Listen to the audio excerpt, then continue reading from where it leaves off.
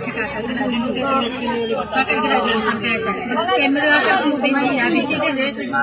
So akak pun dah sampai atas. Akak tunggu sekejap. Akak cakap Ini merupakan sedikit kisah berkenaan dengan Puan Jaslinda yang hilang selama 15 hari di dalam hutan. Seperti mana yang diceritakan oleh Jaslinda sendiri, pada awalnya beliau tak jumpa jalan. Asyik berpusing-pusing pada tempat yang sama. Mengikut pengakuan beliau dalam sebuah video, waktu malam paling bergelut. Beberapa kali jatuh tersadung, kaki sakit tercedera. Ditambah pula dengan cuaca buruk ketika itu, hujan dan suhu yang sejuk. Jaslinda terjumpa sebuah gua yang kecil. Beliau berlindung di dalam gua tersebut.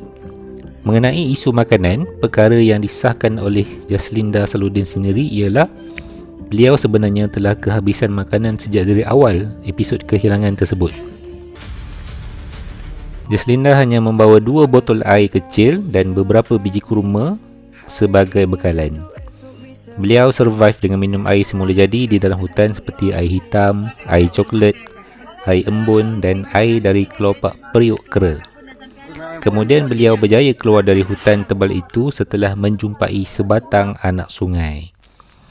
Jaslinda menyelusuri sungai tersebut sehingga menjumpai sebuah kampung dan selama masa tersebut hanya bergantung harap dengan air sungai sahaja. Beliau juga mengutip makanan hutan seperti petai, daun dan cendawan yang ditemui di dalam begnya semasa diselamatkan. Bagaimanapun, Jaslinda menjelaskan tidak memakan tumbuhan tersebut kerana bimbang ia beracun.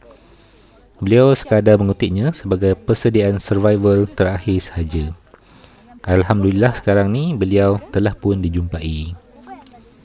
Jangan lupa tekan butang like, share dan subscribe channel ni untuk info yang seterusnya. Jumpa lagi pada video akan datang. Tekan saja butang subscribe untuk info yang terbaru.